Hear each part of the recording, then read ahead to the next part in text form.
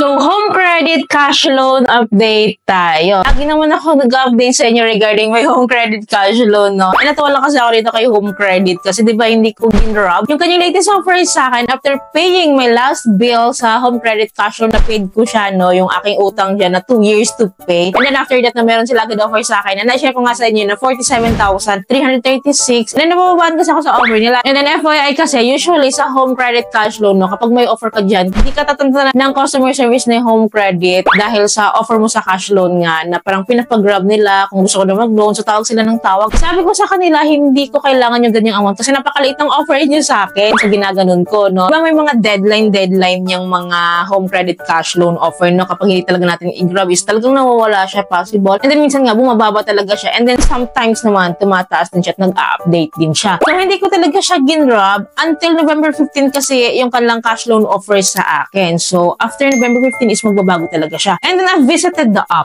So I visited the app, no? So i-share ko ngayon sa inyo yung bagong update ko sa aking home credit cash loan. I-share ko din sa inyo kung magkano yung offer ko na ngayon. And then i-share ko rin of course yung mga interest rates niya. Kung talagang reasonable talaga siya and mara-recommend ko ba talaga siya. But before that, no, open natin agad-agad yung ating home credit app. As you can see po here, so baba lang natin. Meron po akong offer na bago dito. Nagulat din ako talaga kasi talagang mainit-init pa to eh. May bago tayong offer po na 60,585 pesos. So malaki na siya, diba? And meron tayong product loan offer still na 120,000 pesos. Sana all, diba? And then dito tayo kay cash loan, which is pinaka-favorite natin si cash loan. Upon clicking, I need to update pala my monthly net income. So ito lang yung kailangan natin i-update para magbago yung ating offer maybe. So yan, fill upan lang natin tong monthly net income. And then after that po, no, halagay po dito sa may taas, thank you for updating your info. So hang tight, we're finding offer just for you. Expect a notification in a bit. So all I need to do is i-refresh ko lang tong aking dashboard. I-refresh ko lang siya kasi system generated naman ito si home credit. Agad-agad to mag-o-offer. So after refreshing, meron akong product loan still na 120,000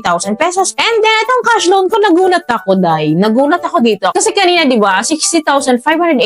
So ngayon, 99,000 pesos na. Ang taas na nito. Mataas na to. Hindi na to birong amount na ito, diba? So anyways, i-click natin to si cash loan kasi hindi naman porket 99,000 na nag-reflect dito is ito na yon. So possible bumaba siya or possible mag-iba talaga siya ng amount. So i-click po natin, no? So as you can see, sabi sa inyo, magbabago talaga yan. Or at least nasa 90,000 plus pa din siya. So kahit pa paano na dito pa rin tayo sa linya na ito, 94,000 na po yung aking final offer dito kay home credit cash loan. So as you can see, nakasagad yung amount sa 94,000 pesos and then yung aking minimum amount to withdraw dito is 3,000 pesos. Pero dahil nakasagad siya, so try natin tong sagad na 94,000 pesos. Meron tayong offer na loan terms na 36 months to pay or 3 years to pay. Hindi pa natin winave po dito yung kanyang mga insurances like borrower protection, yung loan extra care. So hindi pa natin siya winave, no? So meron siyang monthly installment po na 6,105 for 36 months to pay. Mabigat, no? Sa computin natin ha, para makita natin yung kanyang interest rate. So, 6,105 times 36 months to pay is equal to 219,780. Ang taas. Kasi ang utangin lang natin dito is 94,000 pesos. So, ngayon, ima-minus natin sa 94,000 pesos. So, ito po yung kikitain nila sa atin sa loob po ng 3 years to pay or sa loob po ng 36 months to pay. 125,780. Ang taas nito. Kita po nila ito. Ito po yung kabuang interest nila sa atin. Ang principal natin is 94,000 pesos. Grabe. So, anyways, no, divide natin sa 94,000%, ito yung kabuuang interest rate niya sa atin, 133.80%.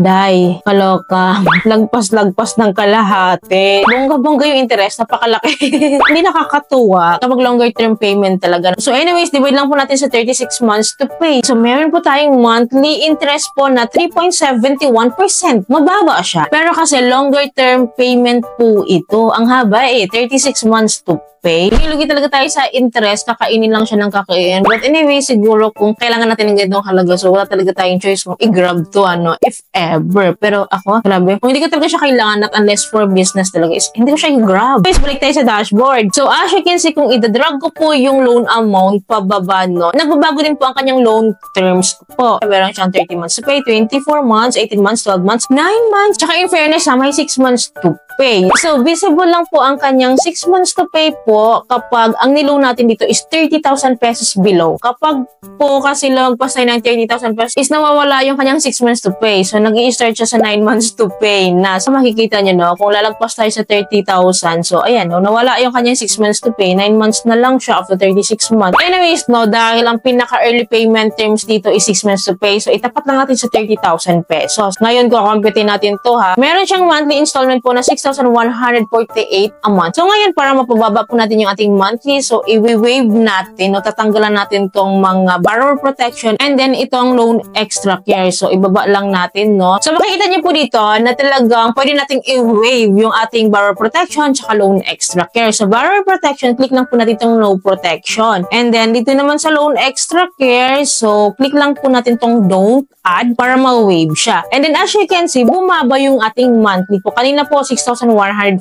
So, ngayon po, 5,909 pesos na lang a month for 6 months. So, ngayon, compute natin. 5,909 times 6 months to pay is equal to 35,454 pesos. E, minus lang natin yung 30,000 pesos. So, ang kita nila sa atin in a whole is 5,454 for 6 months to pay. Okay na rin siya. So, anyways, divide natin tong 5,454 into 30,000%.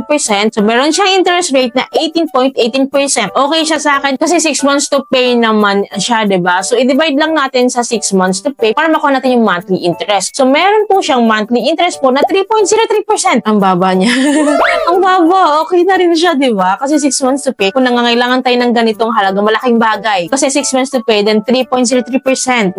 Bongga to. So, same goes, no? Kung 20,000 pesos lang yung kukunin natin, sa 6 months to pay, meron siyang 3,940 a month. So, ngayon, sa computation ko, so, lumalabas po na meron din po siyang interest rate na 3.03% monthly. So, walang pinagkaiba sa 30,000 pesos na loan amount natin. Para saan sila ng interest rate? So, same goes with 10,000. Kunwari, gusto lang natin maliit na amount yung ating kukunin. 6 months to pay din siya. And then, meron siyang monthly po na 1,970, magaan ha, 19 lang. So, according to my computation, ganun din. 3.03% monthly din. So, grabe. Pare-pareho sila ng interest rate. So, diba? I-grab mo na yung mataas na amount. Pare-parehas pala sila ng interest rate. Anyways, so, depende naman yan sa needs natin. So, anyways, no, honestly, maganda siya kung early term payment natin siya bayaran. Kasi, parang mababa yung kanyang interest rate. Kaya lang natin yung amount, yung interest rate, mababa siya. Hindi tayo luging-lugi sa interest. Hindi katulad sa mga longer term payments kanina nga na-complete natin. Grabe naman din. Anyways, na para din may idea kayo, itry ko tong 50,000 pesos, no? Sa 50,000 pesos, ang pinaka-early term payment niya po is 12 months to pay lang. And then, yung pinaka-longer term payment po is 36 months to pay. Of course, 12 months yung pipiliin natin, di ba? Sa 50,000 pesos, meron po tayong monthly installment po na 5,639 for 12 months to pay. Ngayon, atin tong computing. So, ito yung kabuwang interest rate niya, 35.33%. So, i-divide lang po natin sa 12 months to pay. So, meron siyang monthly interest po na 2.94%. Mas mababa.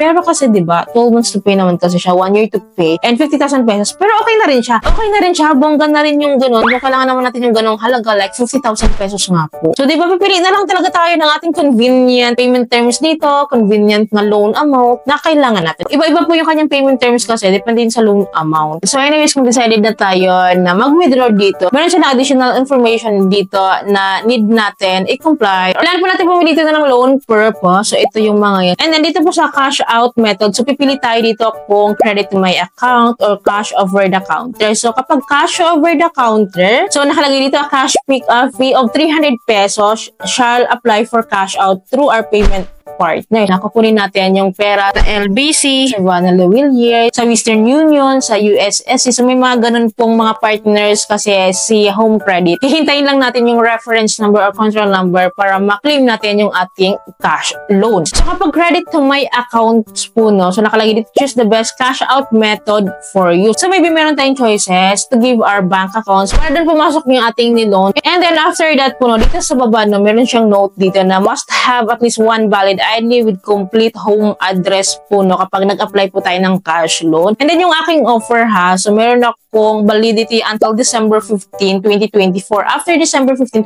2024, magbabago na naman po itong offer ko. So ganito po si Home Credit Cash Loan pag hindi ko siya ginrap. So anyways, for your information, si Home Credit Cash Loan po is meron siyang standard processing fee po upon disbursement po na 500 pesos. Standard po yon. Kasi on my case before, 50,000 pesos nga po yung kinash loan ko, and then ang natanggap ko na lang po is 49,500 pesos. Because nga po doon sa processing fee na 500 pesos, yun. Ito pa ha, so si Home Credit Cash Loan offer po is hindi siya pwede sa multiple loan disbursement. Hindi po siya intended for multiple cash loan withdrawal po. So what does it mean? So in case meron akong offer po na ganito, 94,000 pesos, and then ang kinash loan ko lang sa kanila let's say 50,000 pesos. So kung 50,000 pesos lang po yung i-withdraw ko, dapat meron akong matitirang cash loan offer na 44,000 pesos. So si Home Credit Cash Loan, kapag nag-decide ako na 50,000 pesos lang yung ika-cash loan ko, magdi-disable na po yung remaining balance ko. One-time cash loan withdrawal lang po siya. So kaya be wise po sa pagpili po ng loan amount nyo. Mag-isipan nyo mabuti kung magkano talaga yung i-withdraw nyo. So that is based on my experience before ha. So I think ganun pa rin naman dati. So correct me if I'm wrong ha sa mga may updated cash loan kay Home Credit. Kung ganun pa rin ba yung kanilang policy dati na one-time cash loan lang siya. So paki-comment down below no sa mga may Home Credit Cash Loan dito, lalo na sa mga nakapag-withdraw po recently lang. So yun lamang po. I hope may natutunan kayo sa video. I hope po nakatulong tong video sa inyo. Kung nagustuhan yung video, please don't forget to like and share. And thank you po for watching this video. Bye!